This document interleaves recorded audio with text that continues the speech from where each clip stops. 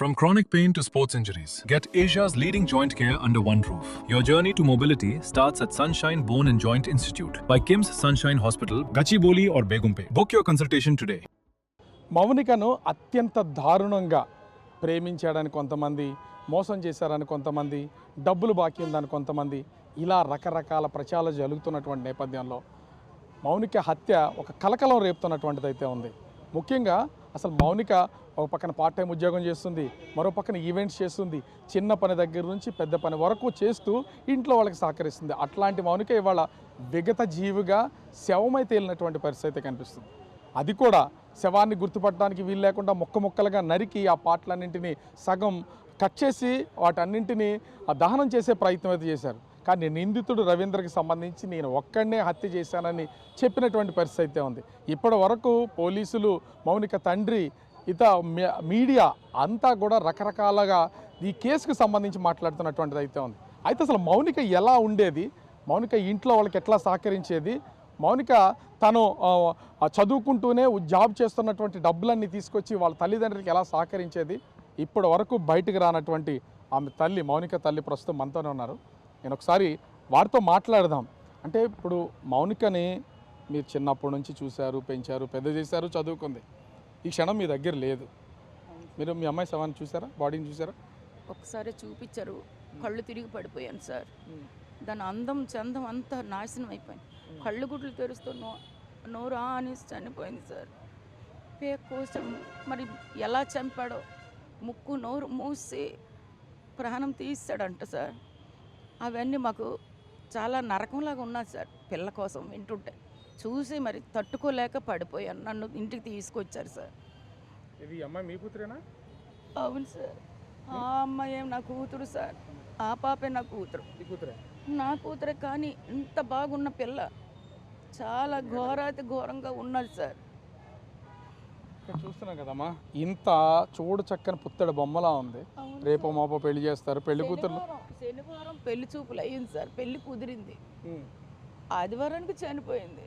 ఇప్పుడు ఇలా ఇలా ఇలా రెడీ అయ్యి బయటికి వెళ్తుంది కదా, మీరు చూస్తున్నారు ఈ ఫోటో, ఇలా రెడీ అయ్యి బయటికి వెళ్తుంది కదా. మరి మీరు అమ్మాయి పోస్ట్ మార్టం తర్వాత బాడీ ఎట్లా చూశారు? విగట జీవిగా, చాలా క్రూరాతి క్రూరంగా, చూడలేని పరిస్థితుల్లో చూసి తట్టుకోలేక కళ్ళు తిరిగి పడిపోయాను సార్. నన్ను ఇంటికి తీసుకొచ్చేసారు. తట్టుకోలేము సార్. నేను చెట్టంత కూతురు సార్. నాకు మందులు కొనేది, ఇంటికి కూర ఖర్చులు చేసేది నా పెద్ద కూతురుతో. చాలా ప్రతిరోజు మీకు తను ఈవెంట్స్ చేయడమో, జాబ్ చేయడమో, ప్రతిరోజు ఎక్కడో చోట కష్టపడి డబ్బులు సంపాదించి ఫ్యామిలీకి ఉపయోగపడుతూనే ఉందా సార్? బ్యాంక్లోనే పార్ట్ టైం జాబు, నేషనల్ బ్యాంక్లోని పార్ట్ టైం జాబు. మిగతా సమయాల్లోని తను ఈ ఈవెంట్లు ఏ వచ్చినా కూడా చేసేది. గోల్డ్ షాప్లో చేసేది. గోల్డ్ షాప్ ఈవెంట్ చేస్తే ఎక్కువ మనీ ఇచ్చేవారు, మిగతా ఏ ఈవెంట్లకు వెళ్ళినా కొద్దిగా తక్కువ మనీ ఇచ్చేవారు, కానీ చేసేది. కానీ ఇక్కడ ఇంత కష్టపడి ఇన్ని డబ్బులు సంపాదించే మీ కూతుర్ని కేవలం డబ్బులు, నన్ను బెదిరింపులకు గురి చేస్తుంది, డబ్బులు అడుగుతుంది, డబ్బులు ఇవ్వట్లేదని నేను చంపేశానని రవీంద్ర అంటున్నాడు. అసలు రవీంద్ర గురించి మీకు ఏమన్నా తెలుసా? అసలు ఎప్పుడన్నా తెలుసా సార్? పాప చనిపోయిన తర్వాత ఆ పేరు వింటున్నాను. అతని ముఖం తెలియదు సార్. అతను ఐడెంటిటీ కార్డు అనేసి ఏవేవో మెసేజ్లోని అదే వార్తల్లోని ఉన్నాయి. అవన్నీ వెతికాం, ఏమో ఉండొచ్చేమో అనుకుని. ఇంట్లో మొత్తం అంతా వెతికారా? మౌనికకి సంబంధించి చనిపోయిన తర్వాత అతను ఐడి కార్డు మీ ఇంట్లోనే ఉందని చెప్తున్నారు కదా, అసలు దీనికి సంబంధించి ఏమైనా వెతికారా మీరు? ఇల్లంతా సార్, ఇల్లంతా తన సామానంతా వెతికాము. బ్యాంకులో దాని డబ్బులు, దాని బట్టలు తప్ప ఏమి లేవు సార్. తను చెప్పడానికి ఫిక్స్డ్ డిపోలు ఉన్నాయా? మౌనికకి సంబంధించినటువంటి ఫిక్స్డ్ డిపాజిట్ ఉన్నాయా? బ్యాంక్ మేనేజర్ ఇంత డబ్బులు ఎక్కడదని నేను ఈవెంట్లు చేస్తున్నాను కదా, ఆ బ్యాంక్లో కూడా తెలుసండి. ఈవెంట్లు చేస్తున్నామని ఫిక్స్డ్ డిపాజిట్ చేసుకుంది. అన్ని మౌనిక పేరు మీద. అసలు మౌనికకి రవీంద్ర అనే వ్యక్తి డబ్బులు ఇచ్చాడా? మౌనికనే రవీంద్ర అనే వ్యక్తికి డబ్బులు ఇచ్చిందా అసలు? సార్, ఆ సంగతులు ఏమీ మాకు తెలియదు. అది ఎవరికైనా ఇస్తుంది కానీ ఎవరి దగ్గర తీసుకునే రకం కాదు.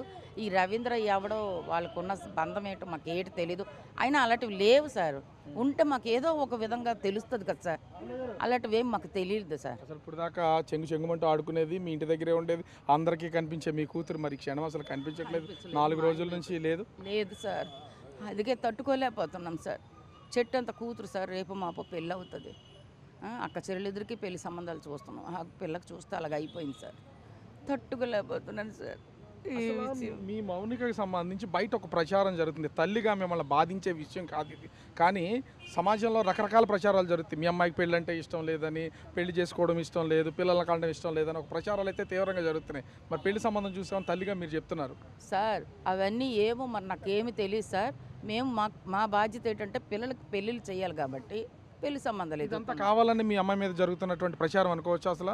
మరి ఇన్ని దారుణమైనటువంటి ప్రచారాలు, ఓ పక్కన బ్యాంకుల్లో డిపాజిట్లు ఉన్నాయి, డబ్బులు దాస్తుంది, ఓ పక్కన ప్రతిరోజు ఈవెంట్లు చేస్తున్నప్పుడు కనీసం ఎంతో కొంత సంపాదిస్తూనే ఉంటారు. ఇంత జాగ్రత్త పర్రాలు వేరే అతని దగ్గర నుంచి డబ్బులు డిమాండ్ చేసి డబ్బుల కోసం హింసించిందని అసలు ఎట్లా? లేదు సార్, నేను నమ్మను సార్, నేను నమ్మను. నా కూతురు దగ్గర బోల్ డబ్బులు ఉన్నాయి, కావాలంటే నేను మీకు అన్నీ కూడా దగ్గరుండి చూపిస్తాను, వాళ్ళ నాన్నే చూపిస్తాను, నేను చూపించక్కర్లేదు. అంటే మొదటి రోజు నుంచి కూడా వాళ్ళ నాన్న నా కూతురు దగ్గర డబ్బులు ఉన్నాయి, నా దగ్గర డబ్బులు ఉన్నాయి, మాకు డబ్బులతో పనే లేదు, ఇబ్బంది లేదని చెప్తున్నారు. మనిషి ఒక పని చేసుకుంటున్నాం కదా సార్, మాకు డబ్బులతో పని లేదు. దేవుడు దయ వల్ల తినడానికి తిండి ఇచ్చాడు దేవుడు, బట్టలు ఇచ్చాడు, అన్నీ ఉన్నాయి. ఆ డబ్బులతో పనేముంది సార్ మాకి? వాళ్ళకి అడిగి అక్కడ అంత దూరం వెళ్ళి అడగవలసిన పనేముంది సార్? ప్రతిరోజు మీ అమ్మాయి మీ ఇంటి దగ్గర నుంచి రెడీ అయ్యి వెళ్తుందా? అవును సార్. ఇప్పుడు మీ అమ్మాయి రావట్లేదు కదా ఇంట్లో నుంచి? చెట్టంత కూతురు మాయమైపోయినట్టుగా ఉన్నది, వస్తున్నట్టే అనిపిస్తుంది సార్. గొడుగు వేసుకుంటుంది, మాస్క్ పెట్టుకుంటుంది సార్, స్కార్ప్ ఇలాగ మూసుకుంటుంది. ఈ 4 రోజుల నుంచి ఎలా ఉండగలుగుతున్నారు? ఒక్క నిమిషం, ఇక్కడ వాళ్ళ సిస్టర్ ఒక బ్యాంకుకి సంబంధించినటువంటి బ్యాలెన్స్ దాన్ని డిస్ప్లే చేస్తున్నారు. నేను దాన్ని కొంచెం చూపించే ప్రయత్నం అయితే చేస్తాను. ఇక్కడ ఉన్నటువంటి దీనిలోనే అంటే ఈ అకౌంట్లోనే 2,18,120 రూపాయలు ఒక డిపాజిట్ అంటే ఒక బ్యాంకుకి సంబంధించినటువంటి ఉన్నది. ఇంకో దానిలో 21,974 రూపాయలు. సో ఇలా అంటే 2 బ్యాంక్ అకౌంట్లో దాదాపుగా 3 లక్షల రూపాయలు ఇందులో ఉన్నాయి. ఇది రెగ్యులర్ డిపాజిట్స్. సో అంటే ఇవి వీళ్ళ దగ్గర ఉన్నటువంటిది. ఇంకా వేరే ఉన్నాయి సార్, ఇంకా ఫిక్స్డ్ డిపాజిట్ చేసిన వేరే ఉన్నాయి. ఈ 2 మాత్రం తన ఫోటో తీసుకుంది. డబ్బులు పిచాచి, మౌనిక డబ్బులు పిచాచి, డబ్బుల కోసమే వేధింపులకు గురి చేస్తుంది, అందుకే నేను తట్టుకోలేక చంపేశానన్న నింద ఎందుకు? అసలు అలా ప్రచారం చేయాల్సిన బాధ్యత ఏంటి? ఇదే అతను పరిచయం అయ్యిందేమో, అవన్నీ మాకు తెలియలేని అతనిలాగా నేను చెప్పలేను సార్. పరిచయం అయ్యి అప్పడిగి ఉంటాడు, ఆ డబ్బులు ఇచ్చి ఉంటుంది. ఆ డబ్బులు తిరిగి ఇవ్వలేకో, లేకపోతే మరి ఇస్తానని మోసం చేసి రప్పించుకొని చంపేశాడు, మాకు తెలియదు సార్. డబ్బులు కొరత లేదు, దేవుడు మాకు బాగానే ఉన్నది, బాగానే ఇచ్చాడు. ఇతను ఏదో పథకం ప్రకారం ప్లాన్ వేసి మరీ చంపేశాడు. అసలు ఈ హత్య చూశారు కదా, చూసినట్టు మీ కూతుర్ని మీరు శ్మశానానికి తీసుకెళ్ళినప్పుడు చూశారు, మొక్కలన్నీ కూడా అతికించారు సార్. అతికించి వైట్ క్లాత్ తోటి కవర్ చేస్తారు. కవర్ చేసి ఒక్కసారి ముఖం చూడండి అమ్మని దగ్గర తీసుకెళ్ళి, మళ్ళీ అడగాలని కాదు కానీ మీ కూతురు ముఖం చూపించారు కదా మీకు. ఇప్పుడున్నటువంటి ముఖానికి మీరు రెడీ చేసి మీ కూతురు పుత్తడి బొమ్మలాగా తయారు చేసిన ముఖానికి చాలా చాలా చాలా ఘోరం అంటే మీరైనా ఏడుస్తారండి. ఇక్కడ చూసిన ముఖానికి అక్కడ చూసిన ముఖానికి చాలా తేడా. మీరైనా కంటతడి పెడతారు, కళ్ళు తెరిచి నోరా అని కాలిపోయి తెల్లగా పొర ఇదంతా తీసి క్లీన్ చేశారండి. జుట్టు అంతా కాలిపోయిందండి. పిల్లని ముఖం ఒకటే ప్యాకింగ్ చేశారు. బట్టలతోటే కోసాడంట. కోసేస్తే మీద బట్టలు ఉండగానే మొత్తం అంతా కట్ చేసాడండి. బట్టలు ఉంటుండగా కట్ చేసి జీన్ ప్యాంటు టీ షర్ట్ వేసుకుని మార్చిలోనే అవన్నీ కట్ చేసి చెక్ చేయాలి కాబట్టి వాళ్ళు తీస్తారు. బూట్లు వేసుకుంది, చెప్పులు కాదు సార్, బూట్లు వేసుకున్నది. సెల్ ఫోన్ మీకు ఏమన్నా దొరికిందా? మీకు ఏమన్నా ఇవ్వడం కానీ, పోలీసులు ఇవ్వడం కానీ ఇట్లాంటిది ఏమైనా ఉందా? సెల్ ఫోను వాళ్ళ దగ్గరే ఉంది, దాంట్లో ఉన్న డేటా అన్నీ అందులోనే ఉంది. మాకు తెలియదు, మాకు ఏటి ఇవ్వలేదు సార్. సిమ్ కార్డు కాల్చేశాడు అని విన్నాం సార్, అంతేగాని మాకు ఇంక ఏటి ఇవ్వలేదు సార్. పాప ఒంటి మీద ఒక చైను, ఒక పెండెంటు, ఒక ఉంగరం ఉండేది. అవన్నీ ఉన్నాయా? ఇప్పుడు మీకు అప్పగించేటప్పుడు పోలీసులు కానీ, పోస్ట్ మార్టం చేసినటువంటి డాక్టర్స్ కానీ మీకు ఏమైనా అప్పగించారా? మాకేటి అప్పగించలేదు. పోలీస్ స్టేషన్లో మాత్రం పెండెంట్ ఒకటే ఉందని చెప్తున్నారు, మిగతావి లేవు అన్నారు. మేము ఆ 3 వస్తువులు ఉన్నాయి పాప ఒంటి మీద, ఇంకే బంగారం లేదు. వాచ్ పెట్టుకుంది, మామూలు నార్మల్. మీరు అసలు ఏం కోరుతున్నారు? ఇప్పుడు పుత్తడి బొమ్మ లాంటి కూతురు అందంగా రెడీ చేసుకుని బయటికి వెళ్ళి ఈవెంట్లు చేస్తున్నావు, డబ్బులు సంపాదిస్తున్నావు, చిన్న ఉద్యోగం చేస్తుంది, ఇలా నడుస్తున్నటువంటి మీ కూతురు ఇవాళ మీకు రాలేదు, తిరిగి రాదు, లేదు, ఇంకా ఎప్పటికీ మీరు ఫోటోల్లో చూసుకోవడం తప్ప ఏం న్యాయం కోరుతున్నారు సార్? ఒక ఆడపిల్లకి ఇంత ఘోరంగా ఇంత అన్యాయంగా చేశారు. అటువంటి వాళ్ళకి శిక్ష విధించండి, ఉరి తీయండి.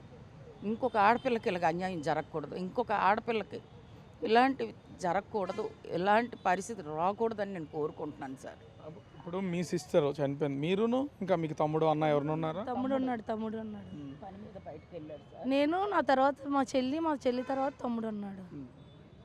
ఎట్లా ఉండేదండి మీతో అసలు మీ సిస్టర్? ఇంట్లో అందరికంటే నాతోటే బాగుంది. పెద్దక్క ఏటి కావాలి నాకు, ఎప్పుడున్న మధ్యాహ్నం ఈ కాయగూరలు ఏటి తేవాలి, దొండకాయలు కావాలి, ఏటి కావాలి, టిఫిన్ కావాలా, సాయంకాలం ఎంత బిజీ ఉన్నాను వీలైతే తను లేకపోయినా ఆన్లైన్ బుక్ చేసి మరీ టిఫిన్ పెట్టేది మాకైతే. మీ ఇంట్లో ఒక విధంగా చెప్పాలంటే పెద్ద కొడుకు లాంటి పర్సనే మీ చెల్లి. మా అమ్మకి మా ఇంట్లో కావాల్సిన రేషన్ మొత్తం తనే తెచ్చేది. మా మమ్మీకి మెడిసిన్, ఎందుకంటే హెల్త్ బాగోదు, రీసెంట్గా కంటి ఆపరేషన్ కూడా మా మమ్మీకి అయ్యింది. మెడిసిన్ ఏటి అయిపోయిందా ఏటి అని ఫోన్ చేసి మరీ వెళ్ళి తెచ్చేది. నాకంటే అదే పెద్దదానిలాగా ఇంట్లో బాధ్యత అంతా తీసుకునేది. మాకు ఏ ఐటమ్స్ కావాలని తెచ్చేది. కానీ ఇప్పుడు మరి ఏమి లేదు, మరి ఎవరు ఇప్పుడు చేసుకో పరిస్థితి కూడా వేరు.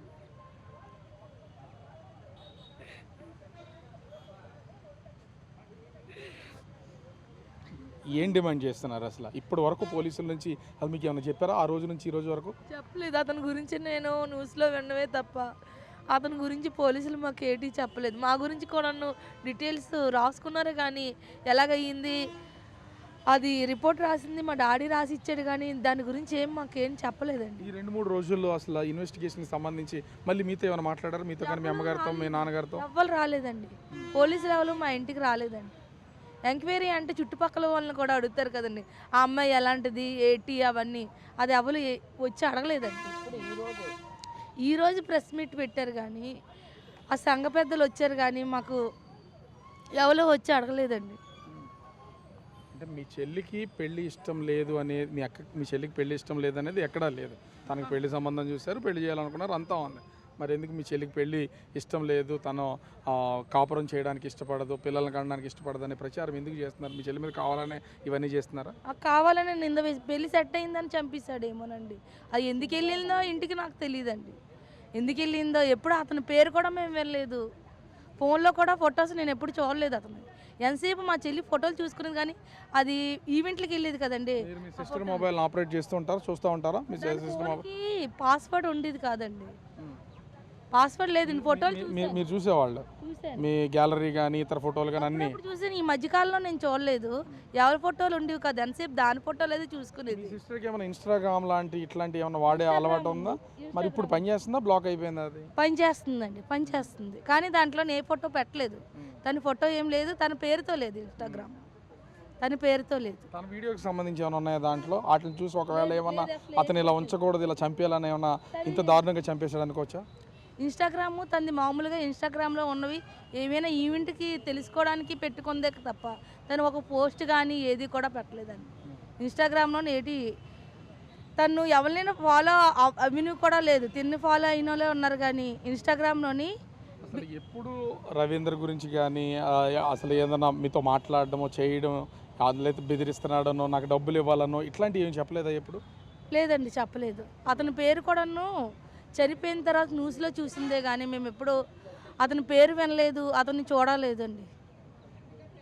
సో మనం చూడొచ్చు ఇక్కడ వాళ్ళ సిస్టరు తల్లి కన్నీళ్లు పర్యంతమవుతున్నటువంటి ఘటన చూస్తున్నాం. తిరిగి రాని రోగాలకు దాదాపుగా పెళ్లి వయసు వచ్చినటువంటి 28 ఏళ్ల కూతురు ఆ ఇంటికి మగాడిలాగా మొత్తము సంపాదనంతా సంపాదించుకొచ్చి మందులతో దగ్గర నుంచి ఇంట్లో కావలసినటువంటి ప్రతీది సమకూరుస్తున్నటువంటి అమ్మాయి ఈవేళ ముక్కలుగా, అంటే శరీర భాగాలన్నీ కూడా ముక్కలుగా కట్ చేసి అత్యంత పాశవికంగా హత్య చేసినటువంటి ఘటన చోటు చేసుకుంది. అతన్ని కఠినంగా శిక్షించాలి, వేరెవరికి ఇలా జరగకుండా చూడాలి. నా కూతురికి మాకే చాలా డబ్బులు ఉన్నాయి, డబ్బుల కోసం బెదిరించాల్సిన పని లేదు, డబ్బుల కోసం అడగాల్సిన పని లేదు, ఎవరి దగ్గర తీసుకోవాల్సిన పని లేదు, ఈవెంట్లోనే బోల్డ్ అని డబ్బులు సంపాదిస్తుంది, అనేక బ్యాంకుల్లో డబ్బులు ఉన్నాయి, మేము ఎవరిని అడగాల్సిన పని లేదని కన్నీటి పర్యంతం అవుతున్నటువంటిది అయితే ఉంది. కానీ ఇప్పటికైనా సరే పోలీసులు దీని మీద సమగ్రమైనటువంటి విచారణ జరిపించడంతో పాటు ప్రభుత్వం కూడా ఈ నేరం చేసినటువంటి వాళ్ళు ఒక్కలా ఇంతకు మించి ఎవరిని ఉన్నారా అనే దాని కోణంలో కూడా దర్యాప్తు చేయాల్సినటువంటి అవసరం ఉంది. ప్రభుత్వ పెద్దలు దీని మీద స్పందించాల్సిన అవసరం ఉంది. ఇప్పటికే ఈ మొత్తం కూతురును కోల్పోయినటువంటి తల్లిదండ్రులకి దళిత సంఘాలు, న్యాయవాదులు, ప్రజా సంఘాలు ఆందోళన బాట పడడానికి ముందుకొచ్చినటువంటి నేపథ్యంలో తల్లిదండ్రులు అయితే ఇప్పుడు బయటకు వచ్చి తమ కూతురు అవి ఎలా ఉండేది ఏంటనే అభిప్రాయాలన్నింటినీ కూడా బయట పెడుతున్నటువంటి పరిస్థితి కనిపిస్తుంది. కెమెరామెన్ రాముతో రాజు, బిగ్ టీవీ, విశాఖపట్నం.